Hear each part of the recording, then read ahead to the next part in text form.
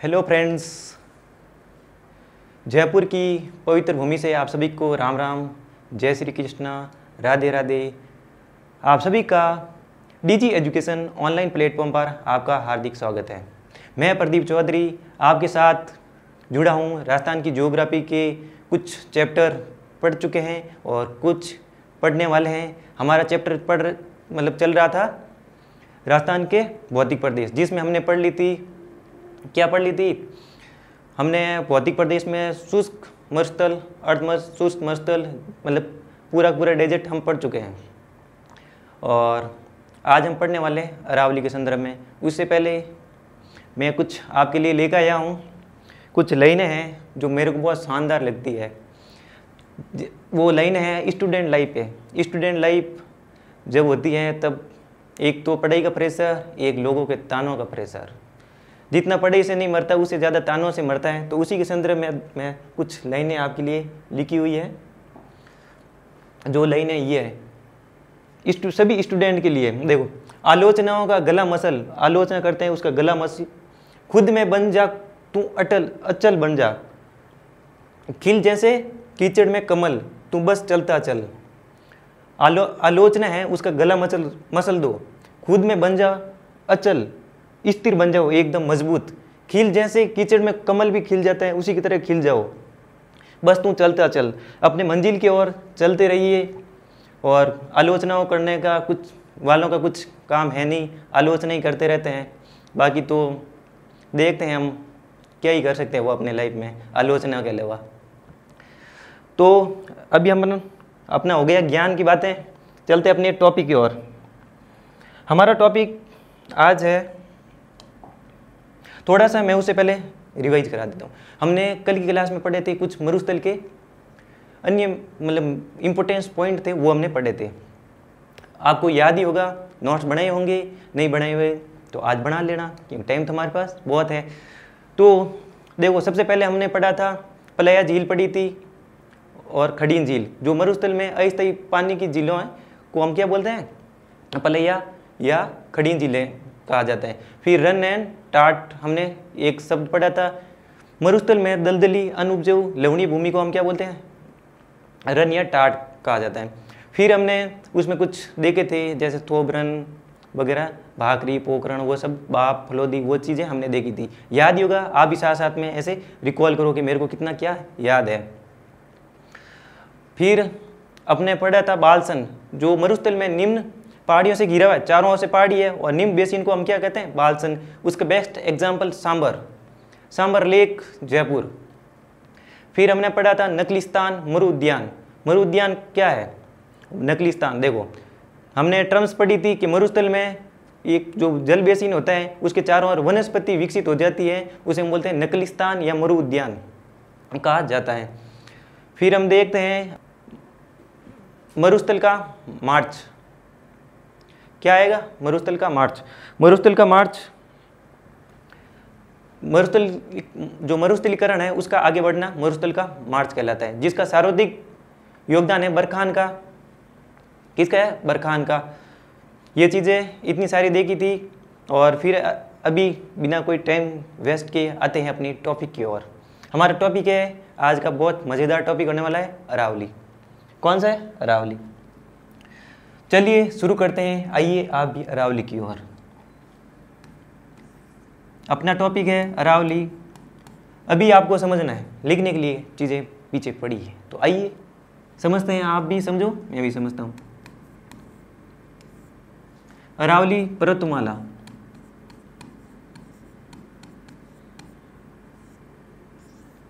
अरावली पर्वतमाला। सबसे पहले अरावली को देखते ही दिमाग में आता है जब जोधपुर से जयपुर की ओर आते हैं, बीच में अरावली दिखती है। सबसे पहले मन में यही ख्याल आता है, उनको देखते उनको निहारते हैं, ऐसे ट्रेन की खिड़की में से झांकते हैं। सबसे पहले मेरे भी मन में यही ख्याल है कि ये कब बनी होगी। तो सबसे पहले मैं इसका निर्माण काल, इसका फॉर्मेशन कब हुआ वो देखेंगे। फॉर्मेशन इसका हुआ प्री कैम्ब्रियम काल।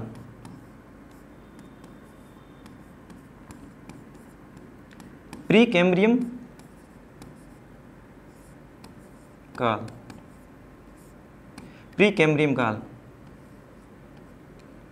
देखो हमने पिछली क्लास में भी एक देखा था जुरासिक काल। ये चीज़ें हम देखते हैं ना तो हमारे मन में आता है कि ये है क्या, ऐसे डायरेक्ट ही पढ़ते हैं, जैसे अभी बोल दिया निर्माण इसका प्री कैम्ब्रियम काल। देखो एक टॉपिक है GTS,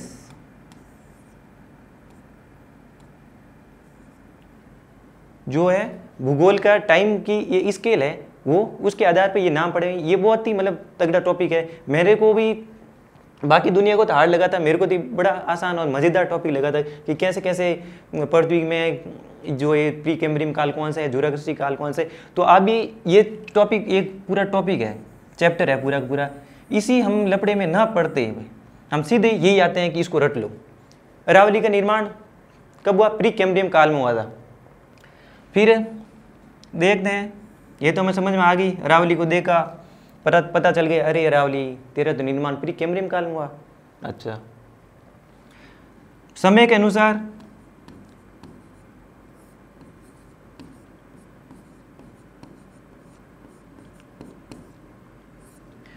अनुसार ये प्राचीनतम है। समय के अनुसार ये प्राचीनतम है। फिर अपना नेक्स्ट आता है वर्तमान स्थिति। देखते हैं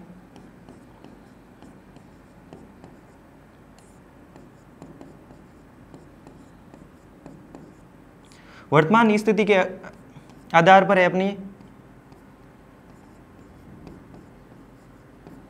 अवशिष्ट पर्वतमाला। बताता हूँ अवशिष्ट पर्वतमाला क्या है। फिर अपना आता है एक चीज़ और, जो किसी के संदर्भ में, अरावली के संदर्भ में, इसकी निर्माण प्रक्रिया क्या रही होगी।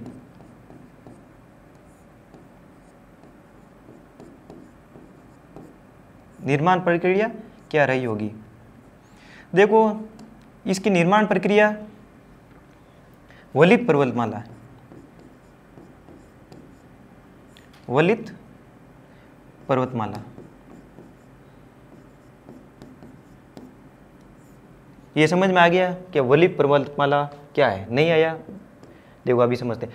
देखो ये तो समय के अकॉर्डिंग हमें समझ आया कि सबसे प्राचीनतम है, जो प्री कैम्ब्रियम काल है वो सबसे प्राचीनतम है। फिर देखते हैं वर्तमान स्थिति अवशिष्ट का ध्यान रखना, अपशिष्ट नहीं है, अवशिष्ट है, इसका खासकर ध्यान रखना। अवशिष्ट कैसे हुई? देखो पहले ऐसे माना जाता है कि ये अरावली पर्वतमाला है, जिसकी औसत ऊंचाई थी वो 2700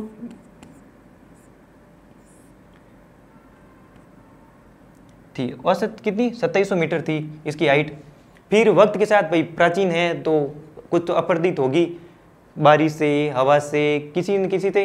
अभी तो लोगों से हो गई है, या लोगों ने क्या कर दिया है, पूरी की पूरी खनन माफियाओं ने इसकी ऐसी तैसी कर दी है। देखो अब इसकी ये तो थी जब अपनी युवा अवस्था में थी ना, तब युवा अवस्था में इसकी एवरेज ऊंचाई इतनी थी, कितनी? 2700 मीटर, लगभग 2700 के। ये याद नहीं करना, ऐसे ही मैं बता रहा हूँ। देखो कहीं आप ऐसे लिख नहीं लो। युवा अवस्था में ऐसी थी, अब कैसी है? 930 मीटर इसकी औसत ऊंचाई है, एवरेज हाइट है वो 930 मीटर है। पहले युवा अवस्था में बहुत ऊंची थी, कितनी? लगभग 2700 मीटर के आसपास। और ये समझाने के लिए शब्द के अवशिष्ट क्या है। फिर अपरदित हो गई किन्हीं कारणों से, अवशिष्ट मतलब अपरदित होने के कई कारण हो सकते हैं। अभी वर्तमान में इसकी औसत ऊंचाई कितनी है? 930 मीटर है, तो कम हो गई, पहले इतनी थी अब इतनी हो गई, तो ये होगी अवशिष्ट इसके बेस में। फिर निर्माण प्रक्रिया, देखो एक इसमें एक कॉन्सेप्ट आता है, दो प्लेटें आपस में एक दूसरे के द्वारा ऐसे चलती है, ज़्यादा इसमें नहीं पड़ता। बीच में कोई होती है, मान लो ये बीच वाली कोई चीज़ है, जब दोनों ओर से प्रेशर लगेगा, मान लो ये पेन है, मैं इस ओर से भी लगाता हूँ फोर्स और इस ओर से भी फोर्स लगाऊँ, तो इस पेन क्या होगा? पेन वक्त के साथ ये मतलब मैं ऐसे फोर्स लगाता रहूँगा, इस ओर भी फोर्स लगाऊँ, तो ये बीच में से क्या हो गया? ऐसे फोल्ड हो जाएगी, या तो ऊपर उड़ जाएगी या बीच में से फोल्ड हो जाएगी। फोल्ड हो जाएगी।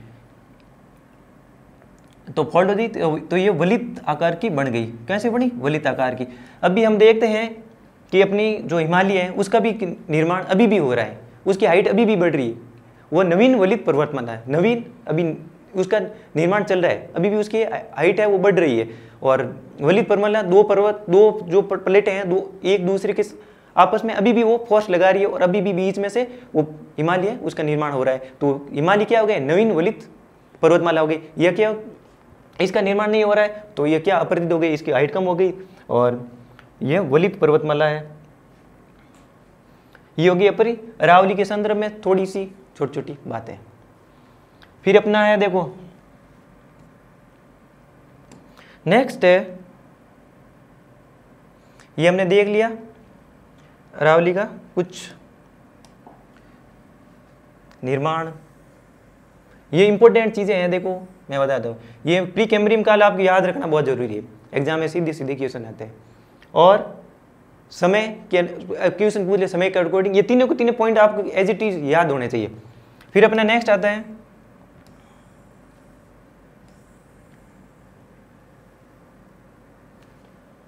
नेक्स्ट है अपना,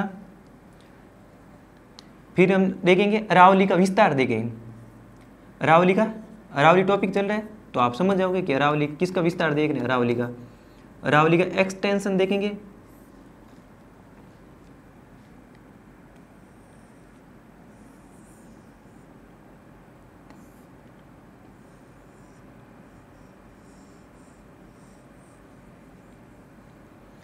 अरावली का एक्सटेंशन ऐसे है,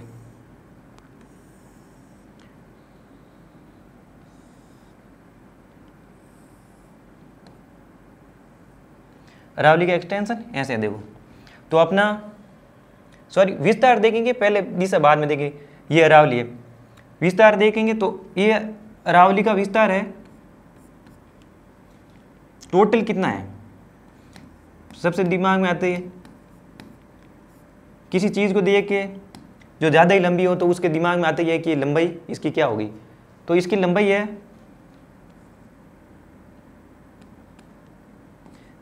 672 किलोमीटर। 672 किलोमीटर में ये फैली हुई है। फिर अपने आती है, अगर इन राजस्थान में देखते हैं, इन राजस्थान में तो राजस्थान में 550 किलोमीटर। राजस्थान में कितनी? 550 किलोमीटर है वो राजस्थान में है, बाकी वाली बाहर है। तो टोटल कितनी? 80% है वो अपने राजस्थान में। बाकी कौन कौन से देखो, गुजरात में, हरियाणा में है और दिल्ली में है। कितने कितने डिस्ट्रिक्ट में है अरावली? गुजरात, राजस्थान और पंजाब, हरियाणा, पंजाब में नहीं है, हरियाणा एंड दिल्ली, 3 में। ये हो गया अपना विस्तार। फिर हमारा देखते हैं, विस्तार समझ में आ गया होगा। राजस्थान में 550 किलोमीटर लंबी है। फिर इसके औसत हाइट भी देख लेते हैं, एवरेज हाइट क्या है।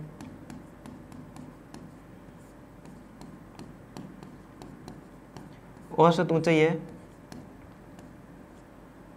930 मीटर है। यहाँ पे मीटर है, ध्यान रखना। 930 है, जो हाइट है वो मीटर में है, 930 मीटर है। और ये है लंबाई 472 जो किलोमीटर में है, और राजस्थान में 550 किलोमीटर में है। टोटल अरावली का 80% भाग अपने राजस्थान में है। देखो हम दो चीज़ रखते हैं, मरुस्थल भी हम सबसे ज़्यादा रखते हैं और अरावली भी सबसे ज़्यादा रखते हैं। मरुस्थल कितना? 62% रखते हैं भारत के अकॉर्डिंग। ये हो गई अपना विस्तार देख लिया। अब थोड़ी सी देखेंगे हम, ये हो गया अपने अरावली का एक्सटेंशन हो गया।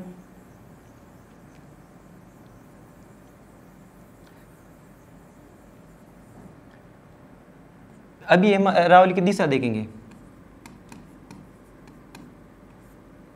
अरावली की दशा तो हमने देख ली थी कि अवशिष्ट है पूरी की पूरी, थोड़ी बहुत तो खुद ही अपराजित हो गई थी और बाकी हम आदमियों ने ऐसी तैसी उसकी कर रखी है, अवशिष्ट हो गई, दशा उसकी अवशिष्ट के मान लो। और दिशा अभी हम देखते हैं।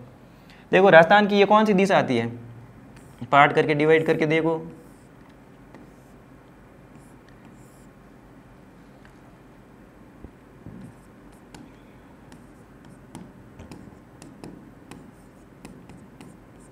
ये वाली दिशा में अरावली आ रही है, तो दक्षिण पश्चिम से इस ओर मानेंगे, दक्षिण पश्चिम से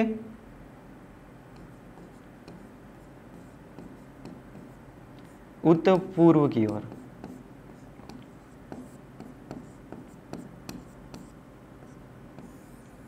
दक्षिण पश्चिम से उत्तर पूर्व की ओर ये दिशा है, अरावली इस ओर है, हम इस ओर से मानते हैं।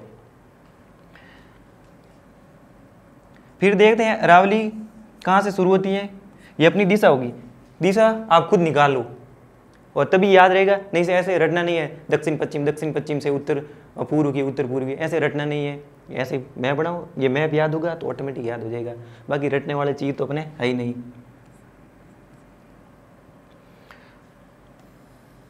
ये अपनी दिशा के अकॉर्डिंग देख लिए, आप आराम से समझो,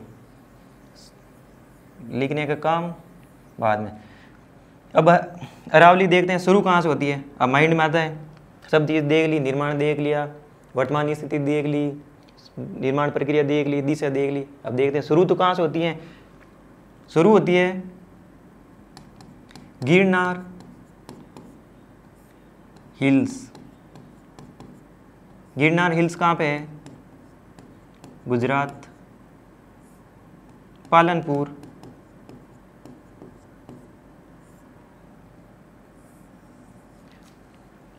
एक और है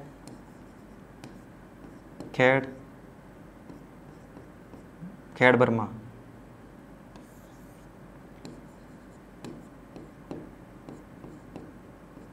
खेड़ बर्मा कहाँ से शुरू होती है, गिरनार हिल्स, गुजरात, ये दो जगह है। देखो पालनपुर, एक खेड़ बर्मा से ये शुरू होती है। क्या होती है, अरावली शुरू होती है। यहाँ से लगा के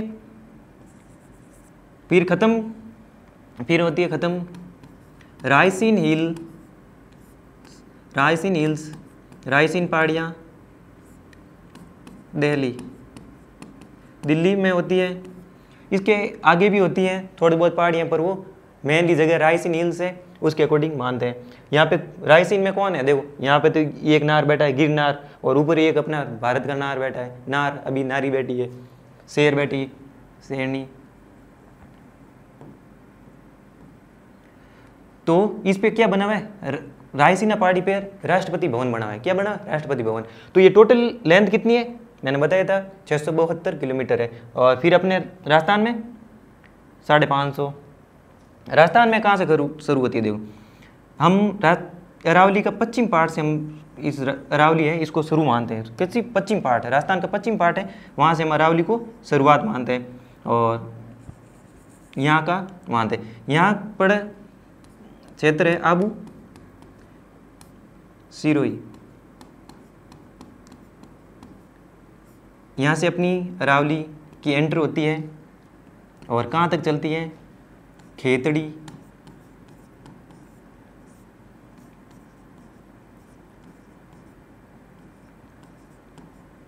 खेतड़ी झुंझुनू, खेतड़ी झुंझुनू है।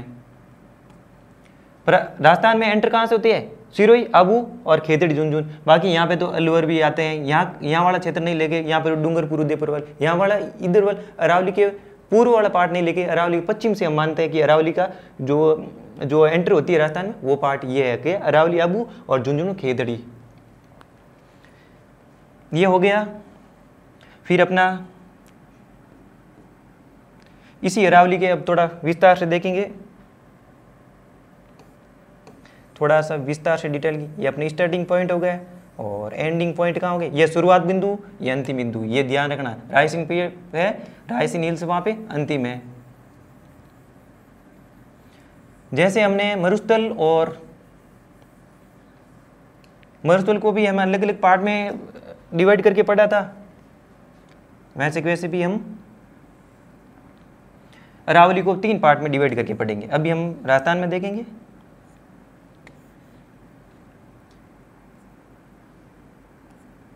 ये होगी सर अरावली के 3 पार्ट। यहाँ वाला पता है कौन सा है, झुंझुनू।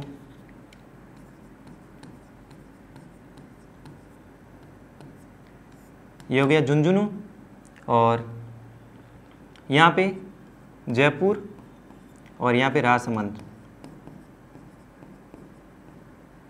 ये 1 नंबर पार्ट, 2, 3। इसको क्या बोलते हैं, इसको बोलते हैं, देखो इसको बोलते हैं उत्तरी अरावली, उत्तर की ओर है उत्तरी अरावली। और बीच वाला पार्ट है मध्य अरावली। सेकंड पार्ट है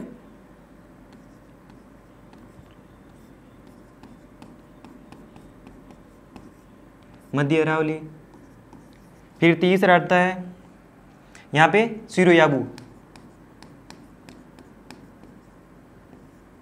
सिरोयाबू। ये तीसरा पार्ट कौन सा हो गया अपना, दक्षिणी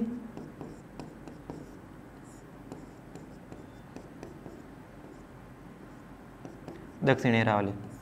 ये 3 पार्ट हो गए। देखो झुंझुनू से लेकर जयपुर के बीच वाली अरावली को हम क्या बोलते हैं, झुंझुनू से लेकर जयपुर वाली अरावली को क्या बोलते हैं, उत्तरी। और जयपुर से लगाकर राजसमंद के बीच में मुख्यतः अजमेर वाला क्षेत्र पड़ता है। यहाँ पे अजमेर वाला क्षेत्र पड़ता है, उसे बोलते हैं हम कि अभी ये मिड वाली अरावली है। फिर देखो राजसमंद एंड सिरोही वाली बीच वाली जो क्षेत्र है उसे बोलते हैं दक्षिणी अरावली। देखो जयपुर में हम देखते हैं कि यहाँ पे बहुत सारे मतलब जयपुर और झुंझुनू के बीच बहुत सारे मतलब अरावली में आते हैं डिस्ट्रिक्ट, दौसा, सीकर वगैरह ये चीज़ें इतनी आती। यहाँ बीच वाले में देखेंगे तो देखो एक अलवर यार है, नहीं तो यहाँ अलवर यार सॉरी क्या जयपुर और राजसमंद के बीच में मुख्यतः कौन सा आ रहा है, अजमेर यार है। तो यहाँ पे तो मुख्यतः एक ही हो गया। थोड़ा थोड़ा पार्ट तो जयपुर का भी दिया, राजसमंद का भी आता है। ऐसे कोई अपने प्रदेश के आधार पर तो इसको बांटा हुआ नहीं है, थोड़ा आंशिक पार्ट तो सब में है ही है। राजसमंद एंड सिरोही के बीच में देखो यहाँ पे डूंगरपुर, उदयपुर ये चीज़ें भी यहाँ पे आती है। किसमें, सिरोही यहाँ राजसमंद के बीच वाले दक्षिण अरावली के बीच। अभी हम देखते हैं उत्तरी अरावली। उत्तरी अरावली की डेफिनेशन हमें पता चल गई कि झुंझुनू एंड जयपुर में, झुंझुनू और जयपुर के बीच वाली अरावली को क्या बोलते हैं, उत्तरी अरावली। तो यहाँ पे एक चोटी है। अब क्वेश्चन एक आ जाए भाई, यहाँ पे एक चोटी ये माउंट, तो अगर पूछ ले उत्तरी अरावली का सबसे ऊपर मतलब ऊंचा पार्ट कौन सा है, ऊंची अरावली कौन सी है, ऊंचा पर्वत कौन सा है, अरावली क्या पर्वत, भाई अरावली का कौन सा पार्ट है जो सबसे ऊपर है, कौन सी जो चोटी है सबसे ऊपर, तो यहाँ पे है रघुनाथ,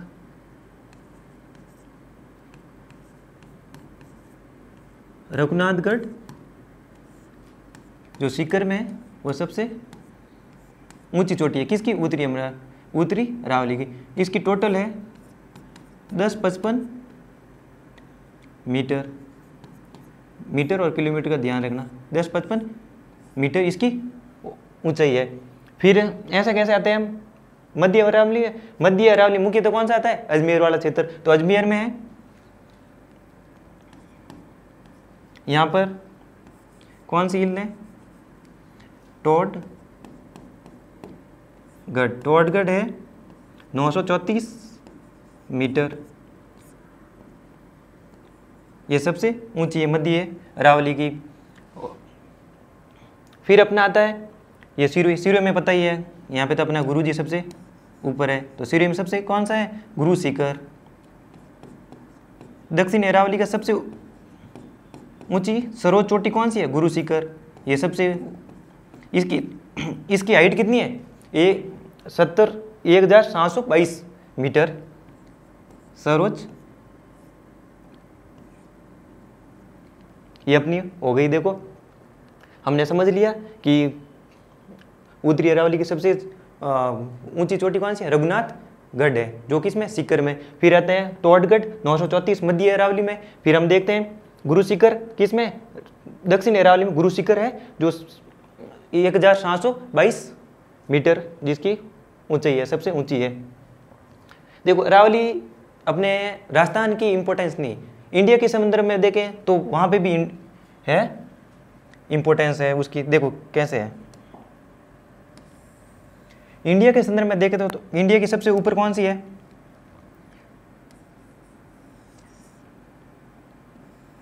इंडिया का सबसे ऊंची चोटी सिक्किम में कंचनजंगा है।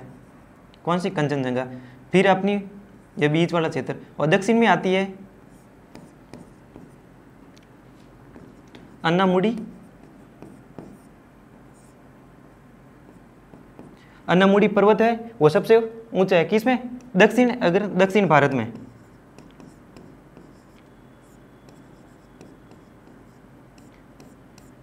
टोटल भारत की सबसे ऊंचा कौन सा? कंचनजंगा हो गया। फिर आते हैं देखो, और दक्षिण में, दक्षिण भारत में कौन सा है? तो अन्नामुडी चोटी है, वो सबसे ऊंची चोटी है। इसी, और हम देख लें तो भाई अपने दक्षिण में, मध्य भारत में सबसे ऊंची चोटी अपनी गुरु शिखर है, जो अरावली की है। ये देखो कैसे, मतलब अगर पूछ भी ले के मध्य भारत में सबसे ऊंची चोटी कौन सी? अपनी गुरु शिखर है। तो देखो इंडिया के संदर्भ में भी हम कितने, अपनी चोटी कितनी इंपॉर्टेंस है। और इसी के गुरु शिखर चोटी को भी क्या कहा गया? कर्नल जेम्स टोड ने कहा था संतों का शिखर है, संतों का शिखर कहा था। जैसे हम कैसे कभी दुखी होते हैं, बहुत ज़्यादा दुखी होते हैं, हम बोलते हैं कि हम तो पहाड़ों में चले जाएंगे, जहाँ शांति मिलती है वहाँ पहाड़ों में। ऋषि मुनि भी सबसे ज़्यादा अपनी जो जब संन्यास ले लेते हैं सबसे ज़्यादा वो पहाड़ों की ओर जाते हैं। क्यों चलते हैं? वहाँ पे क्या? संन्यास मिलते हैं। तो उसी के अकॉर्डिंग उन्होंने कहा जो हिमालय पे सुकून मिलता है, कर्नल टोड ने कहा था वहाँ पे जो सुकून मिलता है वही यहाँ पे मिलता है अपने माउंट आबू। तो राजस्थान वालों के लिए कौन सा होगी? अपने माउंट आबू। जो भारत के अकॉर्डिंग देखे तो हिमालय वाला, तो अपने ये माउंट आबू। तो गुरु शिखर को क्या कहा गया? किसने कहा था? जेम्स टोड ने कहा था संतों का शिखर है ये हो गया। फिर अपने देखते हैं एक दक्षिण अरावली को ना 2 पार्ट में डिवाइड करके पढ़ेंगे। फिर दक्षिण अरावली को 2 पार्ट में डिवाइड करके पढ़ने वाले हैं।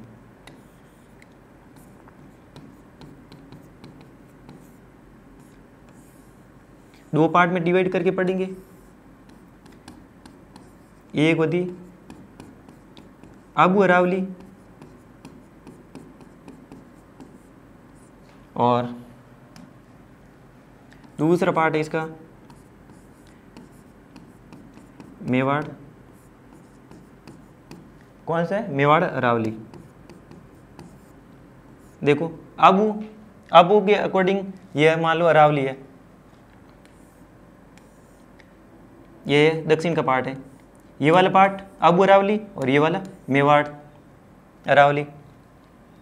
ये कौन सा? दक्षिण अरावली। दक्षिण अरावली ये वाला पार्ट आबू पार्ट। देखो आबू अरावली में ना अगर सार्वधिक ऊंचाई और सार्वधिक विस्तार देखें, एक्सटेंशन देखेंगे, तो विस्तार के अकॉर्डिंग हम देखेंगे भाई आबू का विस्तार देखेंगे आबू का। तो आबू का विस्तार है, तो आबू है तो सिरोही है, सार्वधिक सिरोही। फिर दूसरे नंबर पर पाली। इसका विस्तार देखेंगे मेवाड़ का, मेवाड़ है तो सबसे ज़्यादा इसका विस्तार उदयपुर। फिर अपना आता है राजसमंद। ये हो गया अपना विस्तार देख लिया। आबू अरावली का विस्तार कहाँ पे? यहाँ पे 2 डिस्ट्रिक्ट है, सिरोही।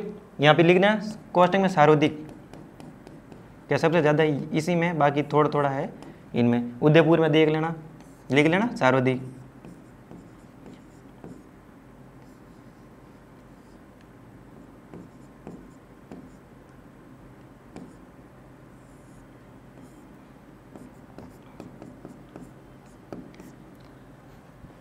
फिर हम देखेंगे इनमें कोई ऐसी तो होगी कि चोटी भी तो होगी, तो इसकी हम देखेंगे चोटी।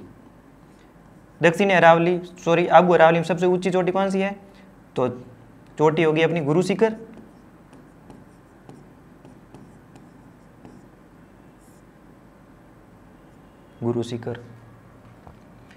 गुरु शिखर की हमें हाइट पता है 1717 मीटर। फिर कोई पूछ ले कि आबू अरावली का विस्तार कौन कौन से जिले में? देखो पाली हम सोच भी नहीं सकते कि आबू में पाली हो सकता है क्या? पाली है।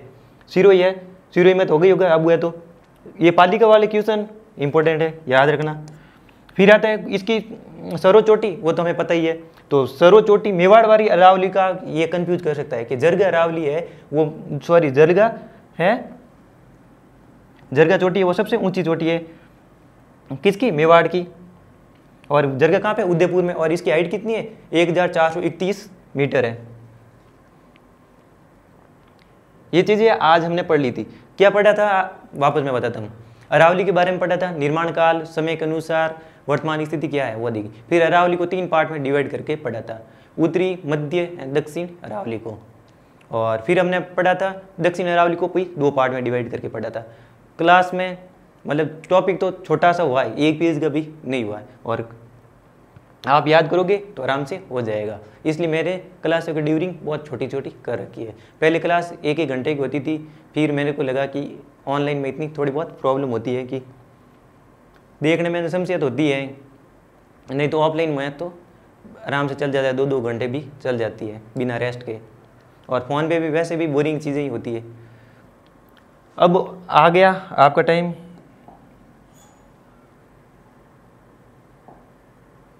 अरावली, ये आपके लिखने के लिए देखो, अरावली मैं बोलता हूँ, आप भी साथ साथ में ऐसे लिख लेना, नोट्स बना लेना अपने खुद के नोट्स में तो अलग ही मजे हैं। अरावली, और थोड़ी थोड़ी नोट्स में जगह रखनी, कुछ चीज़ें बाद में भी होती हैं, कुछ चीज़ें बाद में कोई पीछे छूट जाती हैं, वो चीज़ें आप पेंसिल से अलग से लिख सकते हैं। अभी चलते हैं अरावली। अरावली पर्वतमाला। अरावली का निर्माण प्री कैम्ब्रियम काल में हुआ था। निर्माण प्रक्रिया के आधार पर अरावली एक वलित पर्वतमाला है। कौन सी है, वलित पर्वतमाला। वलित के ऊपर आप क्या करोगे, ऐसे घोड़ा बना दोगे या अलग पेन से मार्क कर दोगे, क्योंकि वलित इंपॉर्टेंट है। प्री कैम्ब्रियम काल, फिर समय के अनुसार प्राचीनतम है, इसके ऊपर भी ऐसे ब्रैकेट में बंद कर देना। फिर अपना नेक्स्ट आता है वर्तमान स्थिति, प्रेजेंट लोकेशन के आधार पर अरावली क्या है भाई, अवशिष्ट है, पर्वतमाला है। और अरावली का अर्थ है, मैंने कहीं से खोजा है, चोटियों की पंक्ति। अरावली का अर्थ होता है चोटियों की पंक्ति। किस नाम के पे पड़ा होगा वो तो मेरे को पता नहीं, पर मैंने जो शब्द ढूंढा है वो है चोटियों की पंक्ति।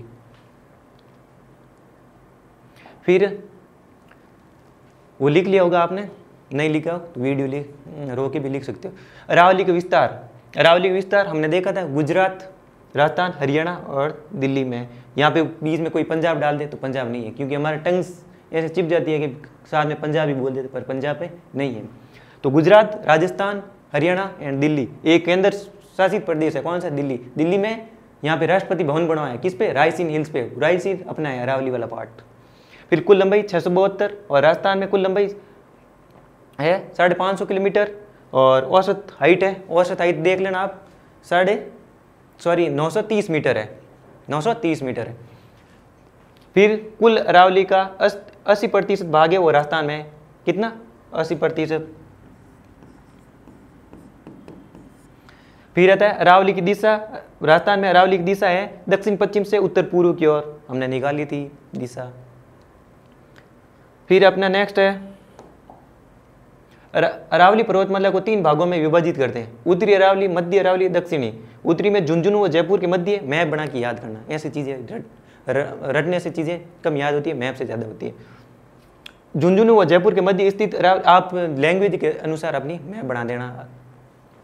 झुंझुनू व जयपुर के मध्य स्थित अरावली को उत्तरी अरावली कहा जाता है। इसकी सर्वोच्च चोटी रघुनाथगढ़ है, 1055 मीटर सीकर में स्थित है। मध्य अरावली, जयपुर वो जो मिड वाली अरावली है वो जयपुर और राजसमंद के मध्य है, जो मुख्य तौर अजमेर गया को मध्य अरावली कहा जाता है। फिर अपना नेक्स्ट है किसकी, इसकी देखो, ये पार्ट मध्य अरावली का लिखा हुआ है, ये देखो। इसकी मध्य अरावली की सर्वोच्च चोटी है टोडगढ़ या मोरमजी, 934 मीटर है, अजमेर में स्थित है। दक्षिण अरावली राजसमंद से सिरोही के बीच, जो राजसमंद एंड सिरोही के बीच में मध्य की अरावली उसको बोलते हैं दक्षिण अरावली कहा जाता है। इसकी सर्वोच्च चोटी गुरु शिखर 1722 मीटर सिरोही में। फिर अपना नेक्स्ट आता है ये दक्षिणी पार्ट अरावली। दक्षिण अरावली को अध्ययन की दृष्टि से पुनः 2 पार्ट में डिवाइड करके पढ़ते हैं, अबू अरावली। और अबू अरावली में देखते हैं इसका एक्सटेंशन देखते हैं, सिरोही में सारोदिक है, पाली, और सबसे ऊंची चोटी गुरु शिखर की ये हाइट है।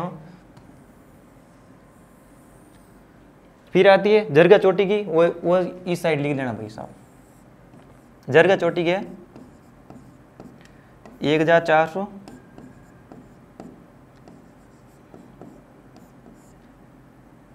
31 मीटर, 1431, वही इस साइड लिख लेना आप। और मेवाड़ का देखते हैं, तो मेवाड़, अरावली, उदयपुर, सारुदिक, फिर राजसमंद में।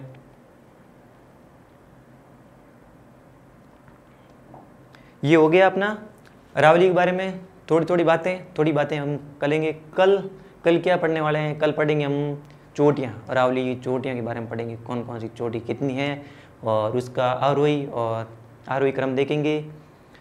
तो आप भी अच्छे से याद करना। मिलते हैं कल, तब तक के लिए धन्यवाद।